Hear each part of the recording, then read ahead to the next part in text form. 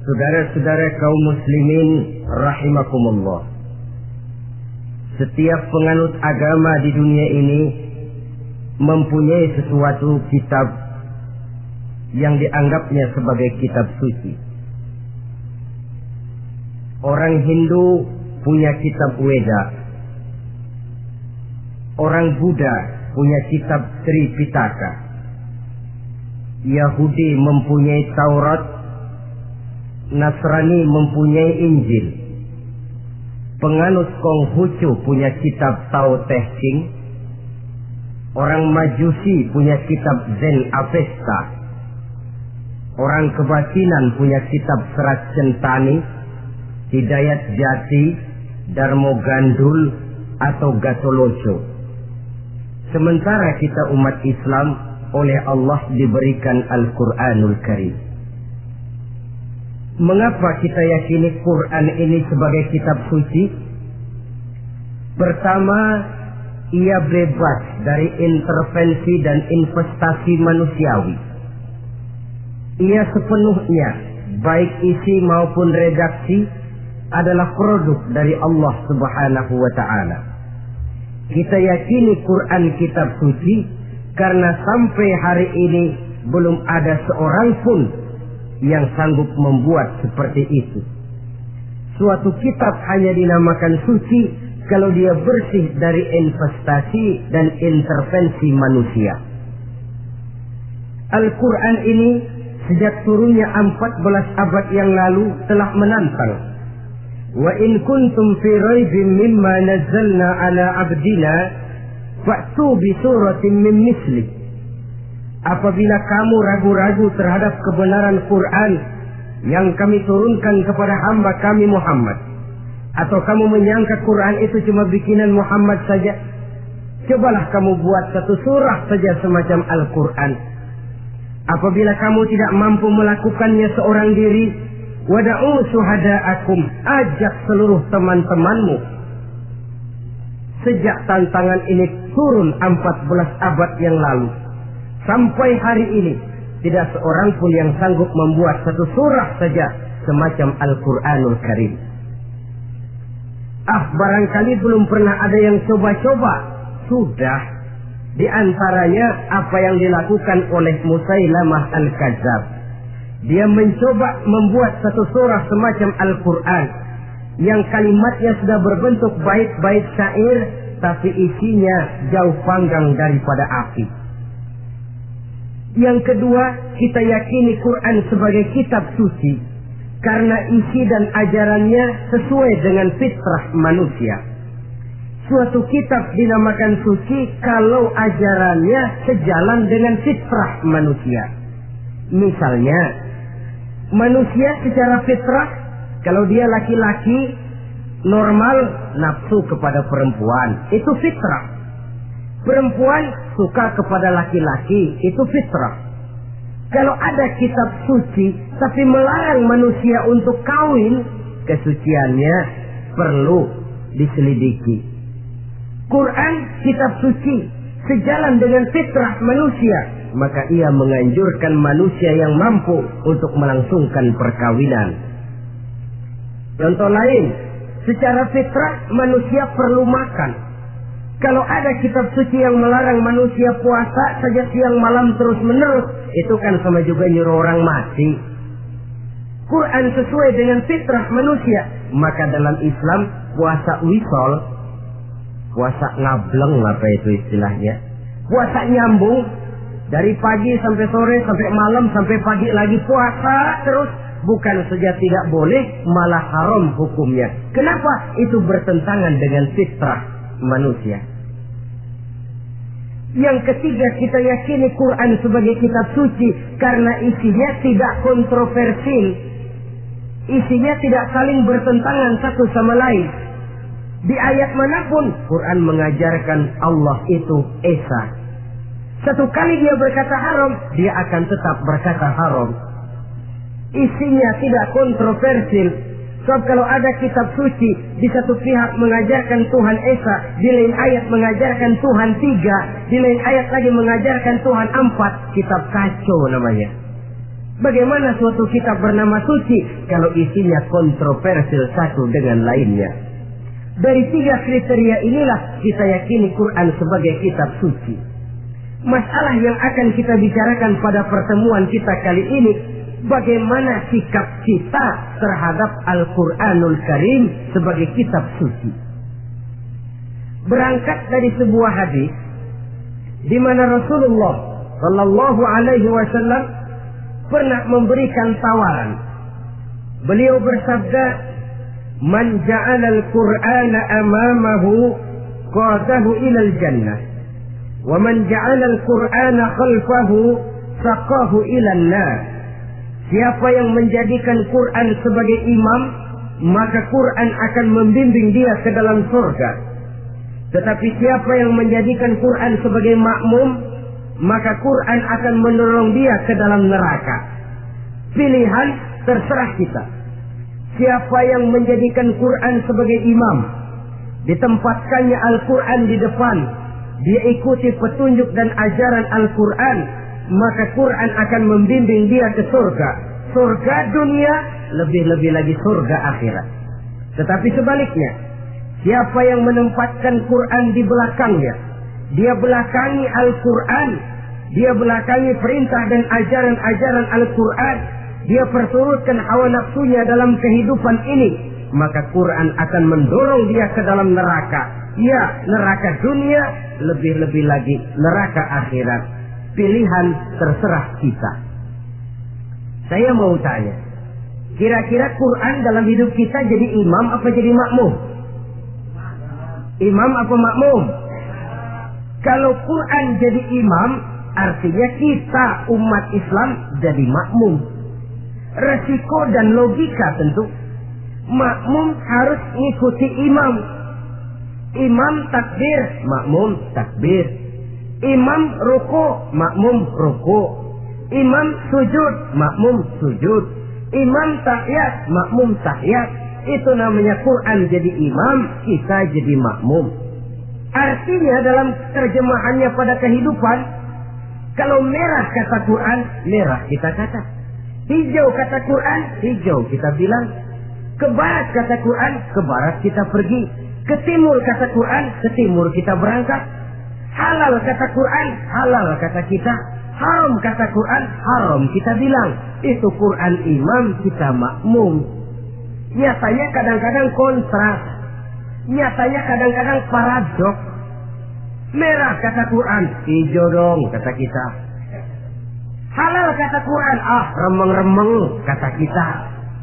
Ke barat kata Quran, ke timur kita pergi. Dalam praktek kita mau jadi makmum, Quran kita suruh jadi imam. Kita sesuaikan Quran dengan selera kita. Mana-mana ayat yang menguntungkan, mana ayat yang sesuai dengan mau kita, itu yang kita baca kuat-kuat. Itu yang kita canangkan ke tengah masyarakat ramai. Tapi manakala Quran itu bertentangan dengan nafsu kita, bertentangan dengan gaya dan kepribadian kita umpetin itu Quran. Kalau kita cuma umpetin lumayan, kadang-kadang kita tuduh Quran ketinggalan zaman. Kita anggap Quran tidak relevan lagi dengan situasi dan kondisi. Kalau sudah begitu, sudah menyeberang terlalu jauh namanya.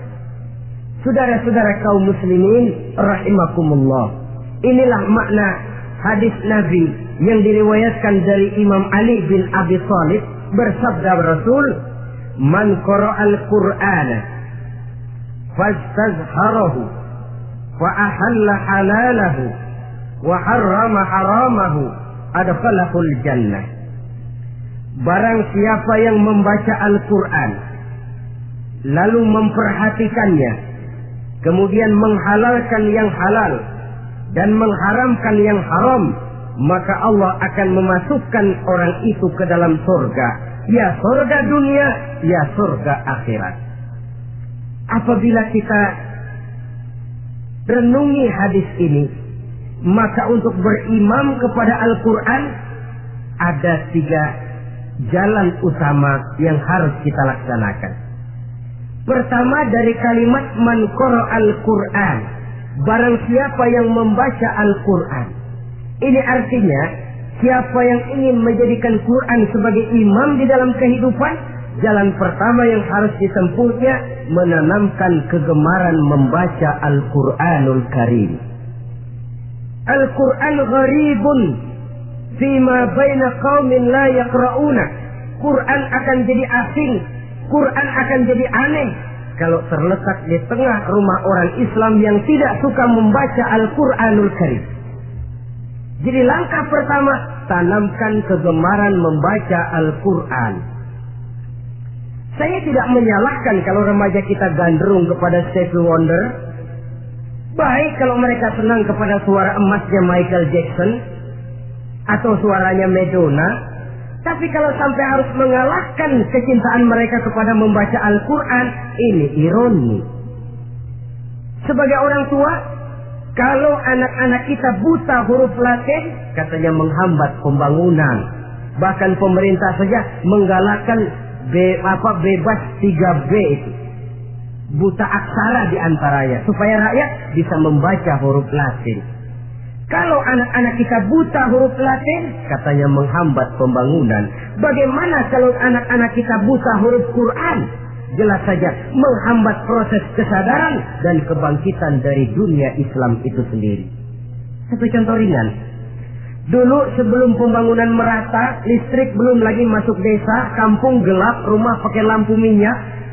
Kalau kita masuk kampung, terasa banyak orang Islam. Kenapa? Di rumah sebelah sana kita dengar anak muda sedang latihan baca rawi, sebelah sini ibu-ibu sedang selawatan, di rumah sana remaja sedang baca Quran. Pembangunan maju, listrik masuk desa, alhamdulillah. Tapi apa yang kemudian terjadi? Proses pergeseran nilai. Setelah listrik masuk desa, radio main kenceng-kencengan, televisi main gede-gedean, baca Quran sudah barang aneh, langka. Tengoklah sekarang kalau kita masuk kampung, ada yang remaja sedang baca Quran, rasanya kok aneh, nggak umum. Sesuatu yang baik malah menjadi nilai-nilai keanehan. Saudara-saudara kaum muslimin rahimakumullah, tanamkan kegemaran membaca. Dalam satu hadis Nabi pesan, nawiru buyutakum bitilawatil Quran, sinari rumah tanggamu dengan bacaan Quran. Sebab listrik ini cuma bisa menerangi gelap, tapi tidak akan sanggup menerangi hati manusia. Quran produk Allah dibaca dalam segala keadaan, tepat dan pantas. Lihat saja, orang sedih baca Quran, terhibur. Orang gembira baca Quran, tidak lupa diri. Di rumah mewah ada yang baca Quran, bagus. Di gubuk reot di pinggir kali ada yang baca Quran, cocok. Orang kawin dibacakan Quran, bagus. Orang mati dibacakan Quran, tidak jelek. Dalam segala keadaan, in all season, bahasa kerennya, dia pantas dibaca. Saudara-saudara, bahkan orang sakit gigi pun kalau dengar baca Quran tidak marah. Coba lihat.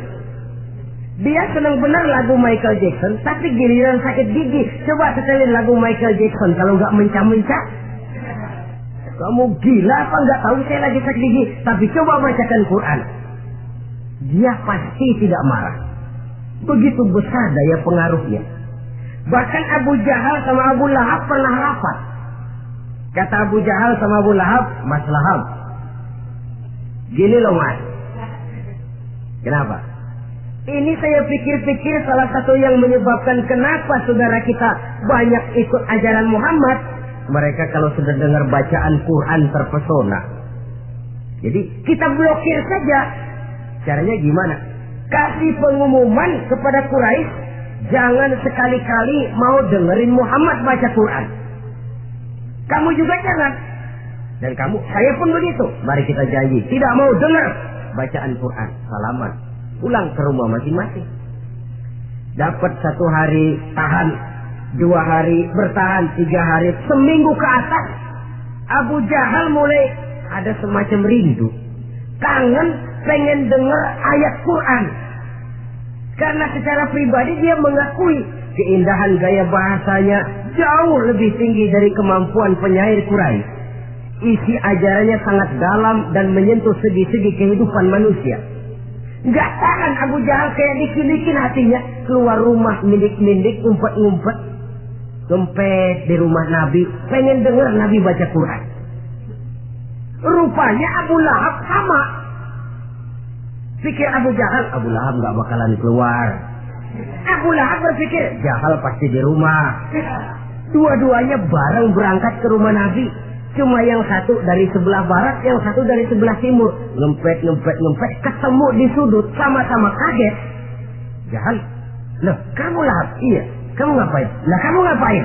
Akhirnya sama-sama malu, sama-sama tidak bisa menahan diri, akhirnya sama-sama ngakuin. Bagaimanapun kita harus akui bahwa Al-Quran ini mengandung daya pesona yang sangat luar biasa. Itu dari segi bacaan, belum lagi dari segi ajaran, belum lagi dari segi isi. Tanamkan kegemaran membaca Al-Quran. Sampai-sampai Nabi katakan, Innal ladzi laisa fi jawfihi syai'un minal Quran kal baitil kharib. Orang yang dari tenggorokannya belum pernah keluar ayat Quran barang sepotong pun, belum pernah ngaji barang seayat pun, itu orang kata Nabi kal baitil kharib, kayak rumah kosong. Rumah kan kalau kosong biar bagus, mewah, besar, perabotannya lengkap. Kalau kosong, angker. Setan kuntilanak memedik, betah benar di sini. Saudara-saudara kaum muslimin rahimakumullah. Dalam satu percontohan Nabi mengatakan begini.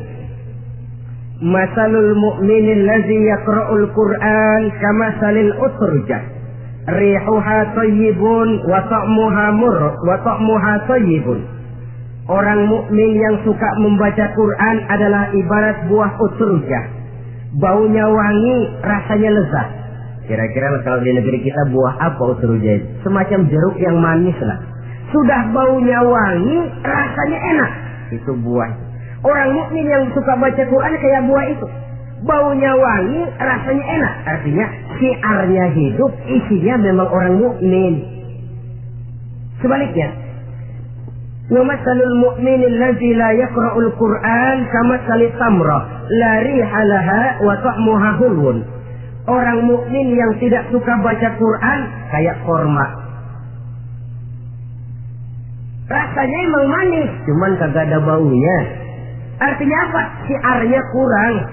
Kalau orang belum tapi kenal kan kagak mau makan korma. Kenapa? Nggak ada baunya. Daya tariknya kurang walaupun rasanya enak. Kalau daya tariknya nggak ada, kan nggak ada iklannya, tidak ada syiarnya. Itu orang mukmin yang tidak suka membaca Quran. Ibarat buah, nggak ada baunya walaupun rasanya enak.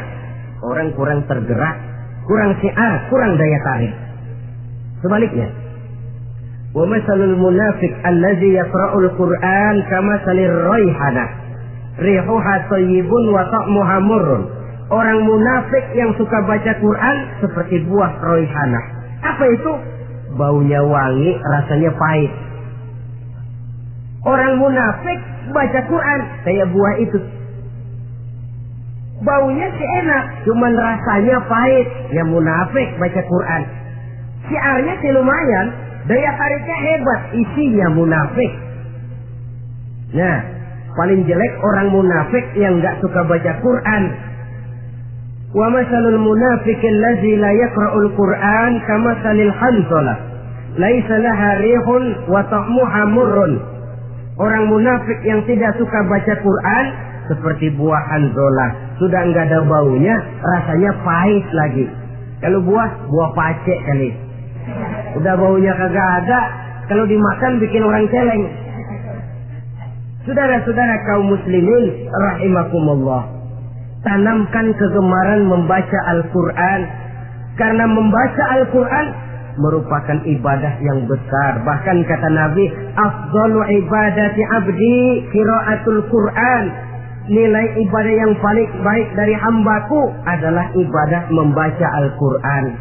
Dalam sholat pahalanya lebih besar di luar sholat daripada di luar sholat. Dengan wudu pahalanya lebih besar daripada tanpa wudu. Mengerti pahalanya lebih besar daripada tidak mengerti. Tapi tidak mengerti pun jangankan membaca, mendengar saja orang baca Quran dengan baik sudah didoakan untuk mendapat rahmat. Berpahala mendengar bacaan Al-Quran walaupun tidak mengerti. Apalagi membaca sendiri, apalagi mengerti apa yang kita baca, tentu pahala itu akan jauh lebih besar. Ini yang pertama. tanamkan kegemaran membaca Al-Quranul Karim. Yang kedua, dalam hadis tadi, fastazharuhu, man qara'al Qur'ana fastazharuhu, siapa yang membaca Al-Quran kemudian memperhatikannya. Jadi kalau kita mau beriman kepada Al-Quran, setelah menanamkan kegemaran membaca, yang kedua, perhatikan, pahami isinya. Jangan seperti monyet pakai mahkota, ketawa girang, cengengesan, tapi dia tidak tahu arti kebesaran mahkota yang disandangnya. Bangga dengan Al-Quran, tapi apa kandungannya kita tidak mengerti. Untuk memahami Al-Quran ini, caranya bagaimana? Tentu mudah saja. Seperti contoh, kalau kita ingin mengerti caranya bikin tahu, jangan bertanya kepada montir mobil. Montir mobil ahli betul urusan mesin, tapi kalau urusan tahu, tanya dong tukang tahu. Untuk mengerti rahasia dan seluk-beluk Al-Quran, kita harus bertanya kepada orang yang memahami seluk-beluk Al-Quran, para ulama, para kiai, para ustadz, yang kita tahu kualitas keilmuannya, kita yakini loyalitas dan integritasnya kepada Islam ini. Kenapa? Ayat-ayat Quran itu elastis. Dia dibawa kemana saja mau. Ditafsirkan menurut kemauan orang bisa. Paling celaka kalau yang belajar tidak punya dasar, yang mengajar punya maksud lain, sesat dan menyesatkan. Yang ngajar punya nafsu ambisi, yang belajar tikus budeg, yang memang tidak punya dasar apa-apa, sekali belajar langsung tafsir. Cara wudhu yang baik saja belum ngerti, cara rukuk dan sujud yang baik saja belum bisa, yang membatalkan sholat apa ndak bisa, ndak ngerti, sekali langsung. Enggak, supaya kita langsung saja belajar langsung Al-Quranul Karim. Tidak jelek, cuma akan lebih baik kalau sebelumnya ada unsur penunjang dari nilai-nilai keilmuan dalam Islam ini. Disinilah perlunya menghidupkan majelis-majelis taklim. Sebab kalau Al-Quran hanya dipahami dan dikutak-kutik menurut maunya rasio saja, kekuatan rasio terbatas. Saya akan khawatir nantinya akan timbul pendapat-pendapat di mana Al-Quran disesuaikan dengan otak. Bukan otak ngikuti Quran, tapi Quran disuruh ngikuti otak. Contoh yang dekat saja, kalau saudara ngukur kayu pakai meteran, itu kira-kira meteran ikut kayu, apa kayu ikut meteran? Ayo, kira-kira kayu ikut meteran, apa meteran ikut kayu? Meteran ikut kayu. Bagus. Kalau meteran ikut kayu, artinya nggak ada meteran benar di dunia ini. Kayunya kependekan, meterannya dipotong. Dan begitu loh, meteran ikut kayu namanya.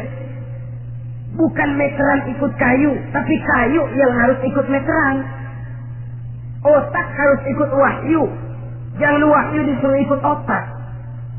Manusia ikut Quran, jangan Quran disuruh ikut manusia.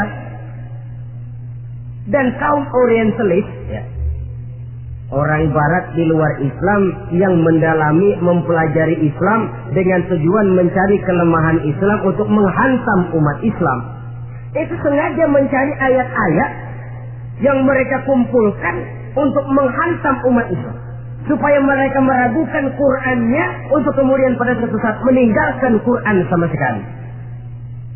Timbullah pendapat ada ayat Quran yang sudah tidak sesuai lagi katanya dengan situasi dan kondisi. Seolah-olah otak manusia sudah jauh lebih pintar daripada Al-Quranul Karim. Saudara-saudara kaum muslimin rahimakumullah, inilah yang kita berlindung dari Allah.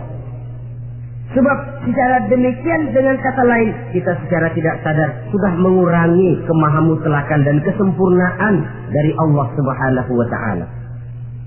Untuk memahami Al-Quran, maka kita harus bertanya kepada ahlinya, mengaji, menghidupkan majelis-majelis taklim. Jangan sampai Al-Quran menjadi awam di tengah masyarakat Islam sendiri. Ini jalan yang kedua, memahami isinya. Sehingga dengan demikian, manakala Al-Quran dibacakan orang, pemikiran kita tidak lagi terpusat kepada kemerduan suara orang yang membaca, tapi tertuju kepada isi yang dikandungnya. Sehingga dalam kondisi semacam itu, boleh jadi tiap kali dibacakan Al-Quran, nilai iman makin tambah. Kita dengar orang baca, Alam taro kaifa fa'ala rabbuka bi ashabil fil. Terbayang oleh kita bagaimana Raja Abrahat dengan pasukannya mau menghancurkan Ka'bah. Bagi Allah cukup menurunkan burung ababil, hancur lebur Abrahat, raja besar dengan seluruh pasukan gajahnya, berantakan dibuatnya cuma dengan burung ababil. Allah Maha Besar, Allah Maha Kuasa. Tambah iman. Kalau tidak, ya seperti yang banyak terjadi. Quran menceritakan azab, kita malah kesenangan. Walakum azabun alim, kamu akan mendapat azab yang pedih. Kita teriak di pojokan, toyib, toyib. Allah, alhamdulillah. Digambarkan azab malah baik-baik. Bahwa kita suka, kita gemar kepada bacaan Quran dengan suara yang merdu, alhamdulillah. Akan lebih baik lagi kalau kita mengerti apa yang dibacanya. Sebab perintah membaca tersirat makna perintah untuk memahami. Perintah memahami tersirat makna untuk mengamalkan. Dengan kata lain, kita hanya bisa mengamalkan Quran dengan baik kalau kita mengerti isinya. Kita hanya bisa mengerti isinya kalau kita rajin membacanya. Baik membaca yang tersirat, baik membaca yang tersurat dengan petunjuk para alim ulama, para kiai, dan orang-orang yang ahli di bidang itu. Saudara-saudara kaum muslimin rahimakumullah, inilah jalan kedua. Upayakan memahami isinya. Hidupkan kajian-kajian agama, hidupkan majelis-majelis taklim. Jangan sampai Al-Quran asing di hati kita sendiri. Jangan sampai kita awam terhadap makna kandungan dan ajaran Al-Quran, sementara kita yakini bahwa dialah yang akan bisa membimbing kita menuju kebahagiaan sejak dari dunia sampai ke akhirat nanti. Jalan ketiga untuk berimam kepada Al-Quran, setelah menanamkan kegemaran membaca lalu berupaya memahami isinya, yang ketiga adalah mengamalkannya dalam kehidupan sesuai dengan kemampuan yang kita miliki. Quran tidak akan membawa berkah kalau ajaran yang terkandung di dalamnya kita baca, tapi kemudian kita injak-injak dalam praktek kehidupan. Quran mengatakan riba haram, tapi praktek kita dalam hidup malah senang betul kepada riba. Quran mengajarkan jagalah kesatuan persatuan dan ukhuwah Islamiyah. Praktek yang kita lakukan malah centang perenang, malah saling bertolak belakang, malah kadang menjegal kawan seiring, menggunting dalam lipatan, ramai kita dengan kita.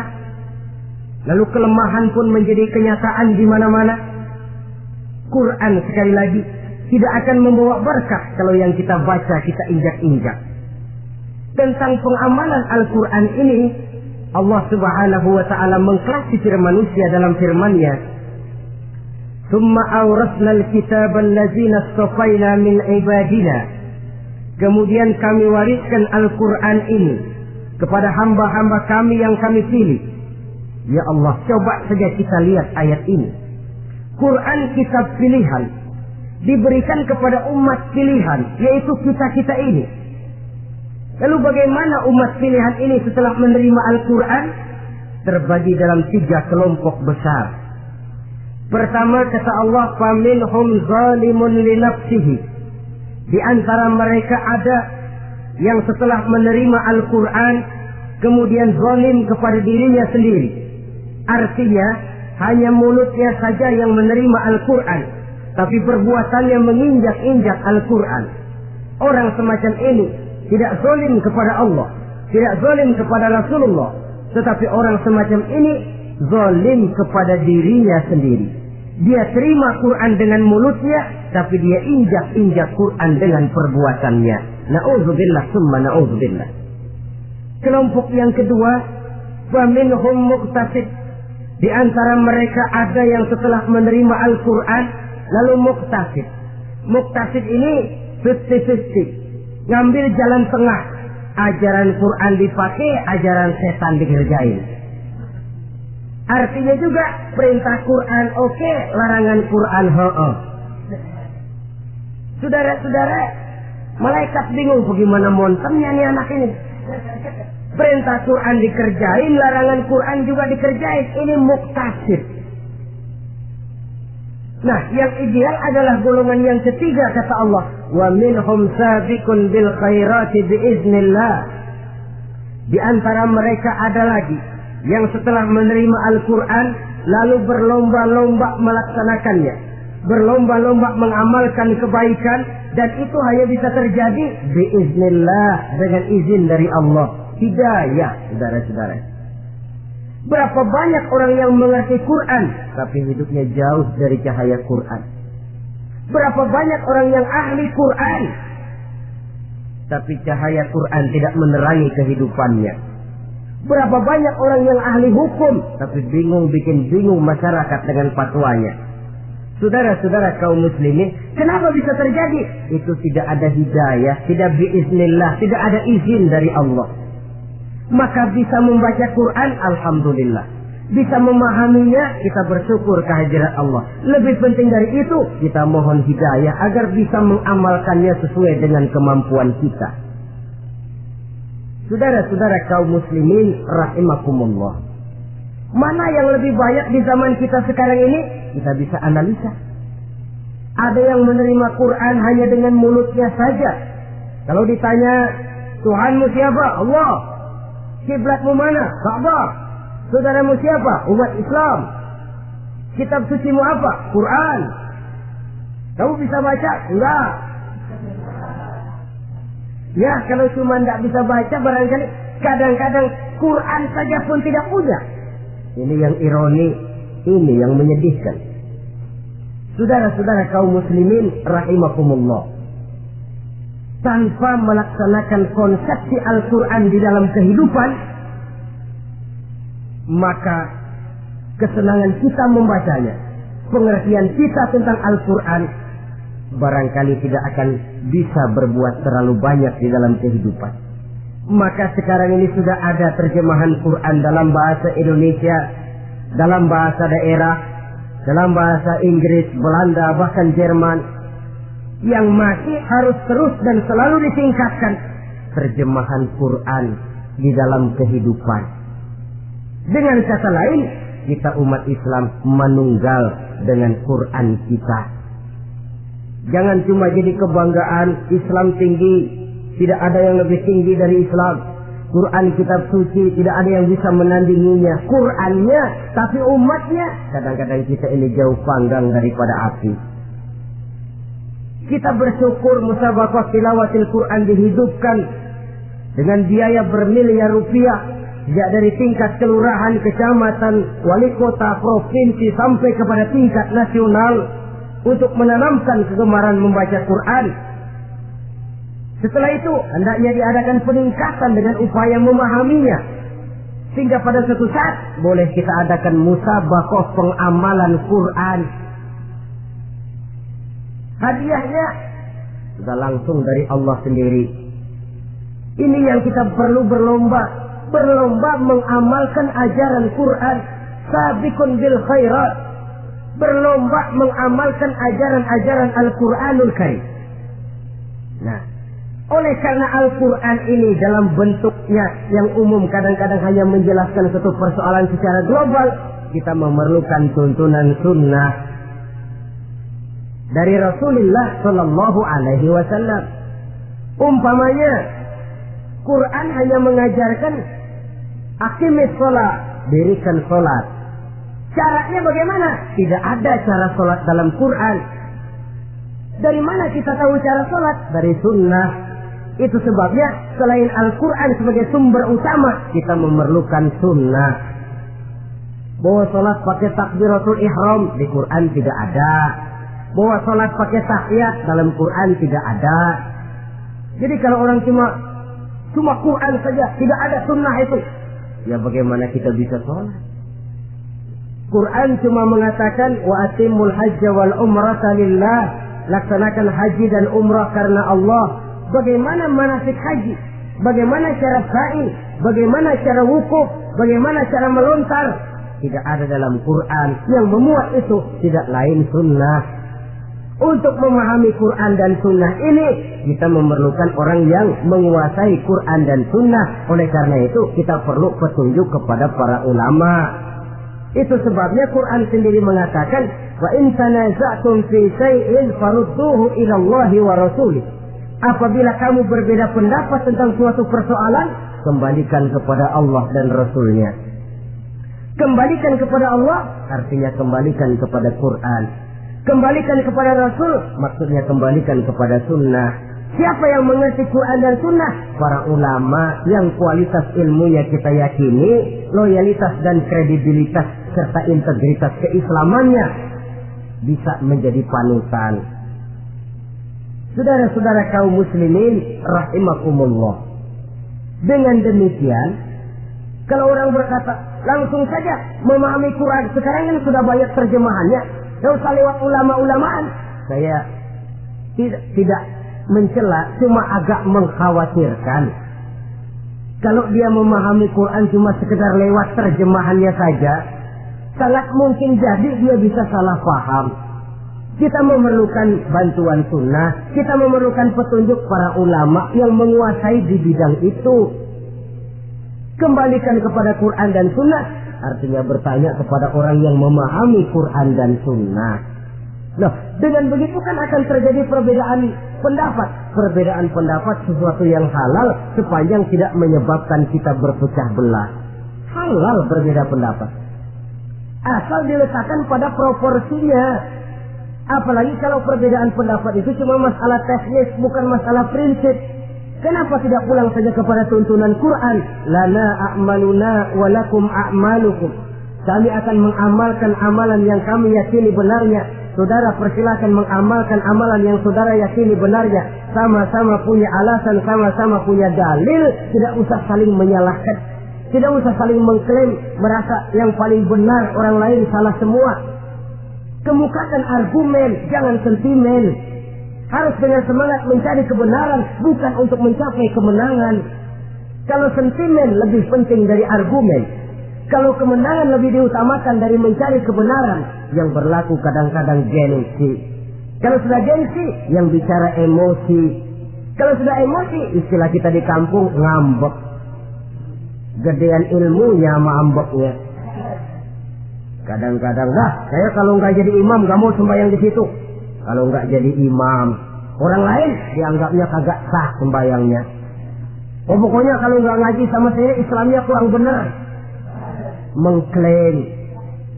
Perbedaan pendapat wajar, halal, asal tidak menyebabkan kita berpecah belah. Dan sewajarnya kita lebih berusaha mencari titik pertemuan, memperbesar persamaan dan bukan mengutak-utik perbedaan. Kadang-kadang inilah penyakit kita nih. Satu kunut, satu tidak sembahyang subuhnya, bisa RT. Satu usoli, satu tidak, bisa RW. Satu azan sekali Jumatan, satu dua kali bikin masjid lagi. Kenapa bukan persamaannya yang dicari? Kenapa justru perbedaannya yang diperbesar? Yang masalah macam ini sampai kiamat tidak pernah selesai. Kan lebih baik kalau kita ditanya orang, Pak, sholat subuh itu pakai kunut apa tidak sih? Kalau saya pakai. Kalau yang tidak pakai kunut bagaimana Pak? Betul, kata yang tidak pakai. Jadi yang pakai kunut betul, betul karena saya pakai kunut. Yang tidak juga betul, betul kata yang tidak pakai. Kalau yang kunut betul, yang tidak kunut betul, lalu yang salah yang mana Pak? Yang salah yang subuh nggak semayang. Lebih objektif, proyek garapannya ada, umat tidak berpecah belah. Yang konyol kadang-kadang khutbah Jumat pakai membongkar khilafiyah, menghantam tahlil, menghantam kunut. Selesai sembahyang Jumat, apa yang terjadi? Umat resah, masyarakat gelisah, polemik timbul, masalah tidak terselesaikan. Orang jadi khotib itu raja dalam mimbar Jumat, siapa yang mau bantah dia? Kalau memang mau buka itu persoalan khilafiyah, buka dalam forum khusus. Adakan pengajian, jelaskan masalahnya secara luas, mendasar. Jangan mengklaim dan memvonis. Berikan kebebasan kepada umat untuk menilai. Masalahnya selesai, yang tidak puas bisa bertanya. Saudara-saudara, sudah lewat masanya kita meributkan soal itu. Sudah datang waktunya di mana kita lebih mementingkan dan membicarakan masalah-masalah yang lebih mendesak dihadapi oleh umat. Kemiskinan misalnya, kebodohan misalnya, keterbelakangan umpamanya, peluang untuk mendapatkan pendidikan yang layak bagi anak-anak kita yang berotak cerdas tapi tidak punya kemampuan ekonomi umpamanya. Itu akan lebih objektif ketimbang kita membicarakan masalah-masalah yang sampai kiamat tidak akan pernah selesai, yang hanya akan menyebabkan kita menjadi lemah, persatuan koyak, solidaritas sosial lalu menurun, saling curiga menjadi tumbuh karenanya, dan pada akhirnya kita tidak akan pernah bisa berbuat banyak. Untung kalau tidak menjadi tertawaan bagi orang yang berdiri di luar pagar. Saudara-saudara kaum muslimin rahimakumullah, sekali lagi, Al-Quran tidak akan membawa berkah kalau yang kita baca kita injak-injak. Oleh karenanya, untuk berimam kepada Quran ini, sekali lagi, pertama, tanamkan kegemaran membaca. Yang kedua, upayakan memahami isinya melalui bimbingan orang yang ahli bidang itu. Yang ketiga, amalkan sesuai dengan kemampuan.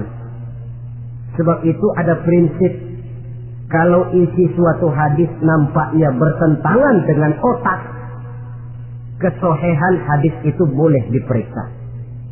Tapi kalau ayat Quran nampaknya bertentangan dengan otak, otaknya yang harus diperiksa. Jangan Qurannya lalu disesuaikan dengan otak.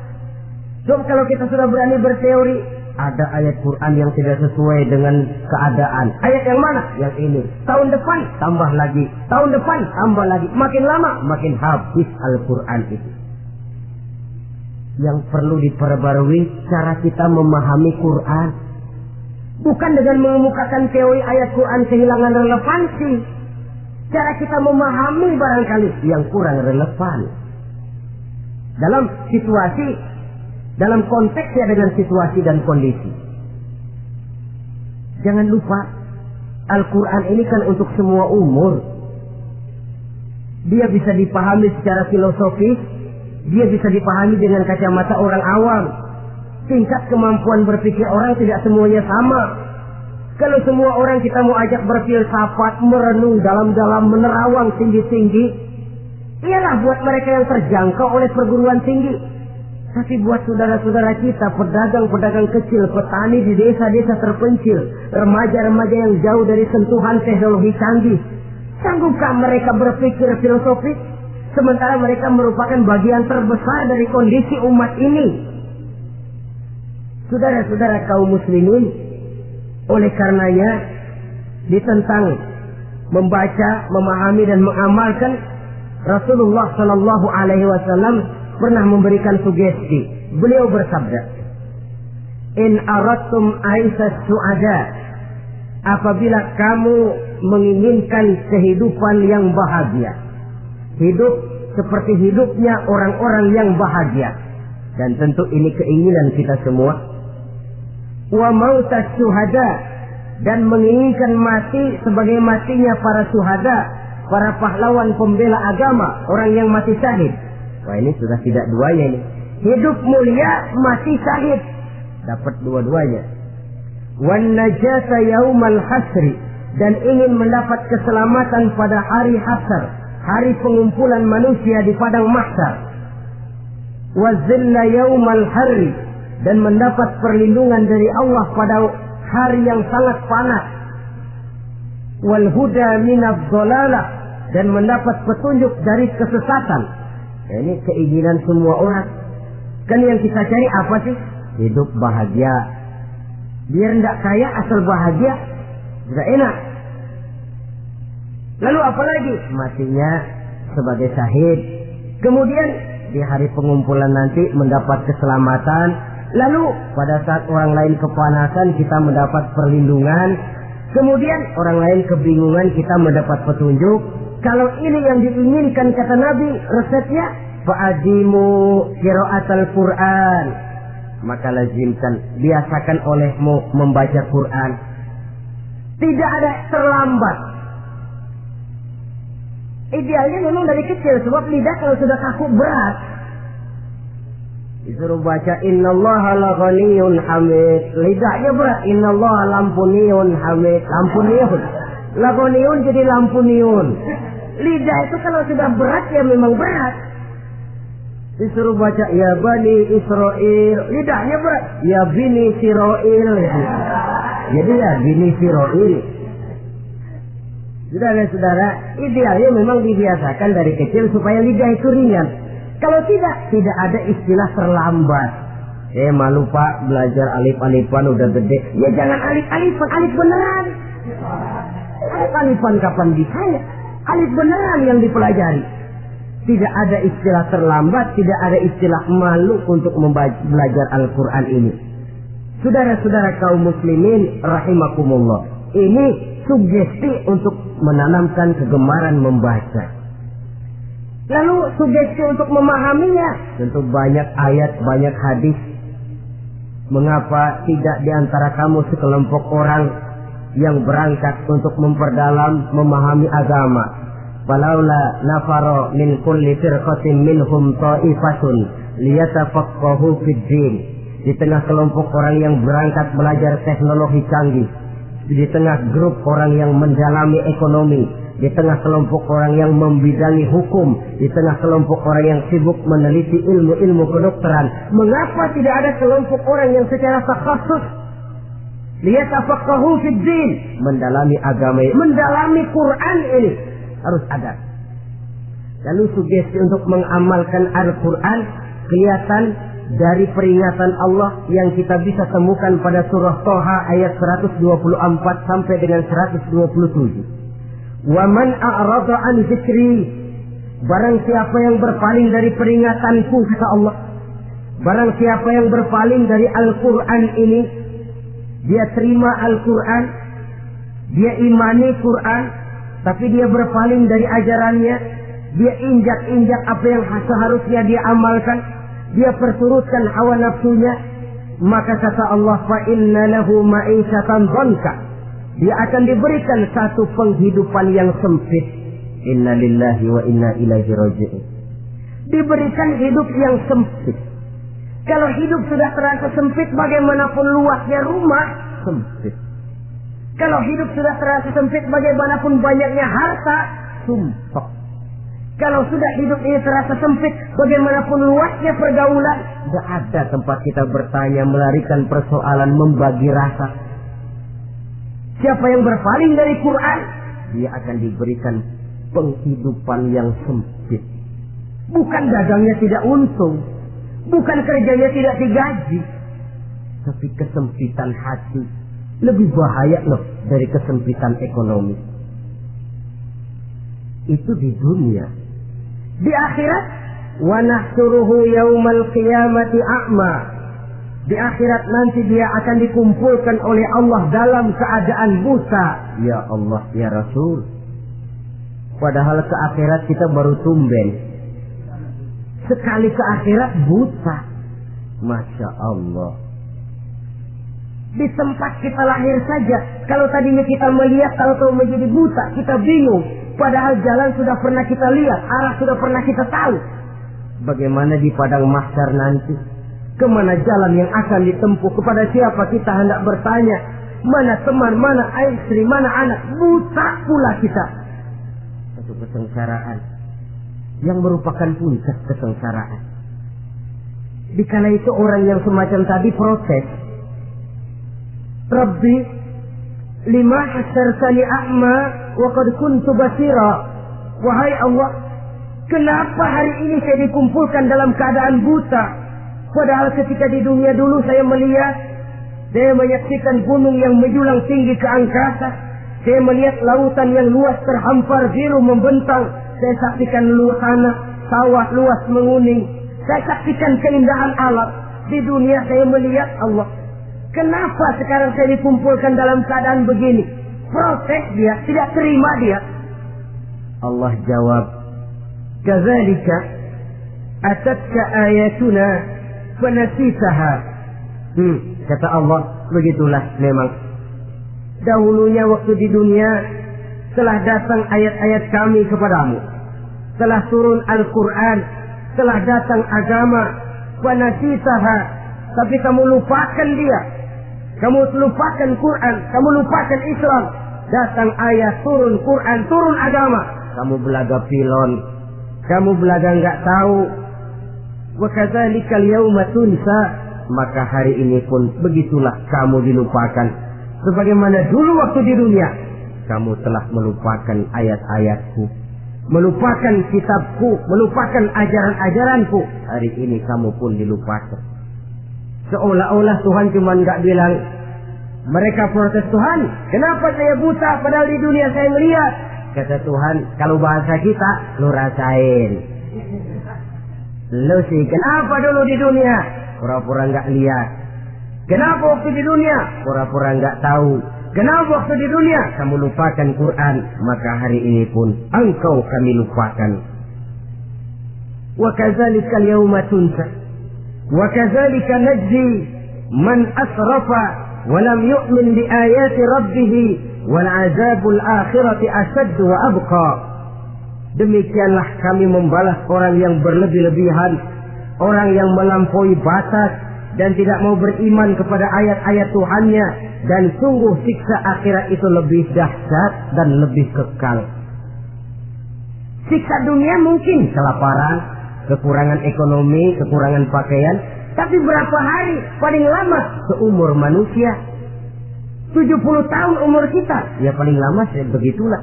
Tapi siksa akhirat, kesengsaraan akhirat, kesengsaraan neraka, asaddu wa abqa, lebih dahsyat dan lebih kekal.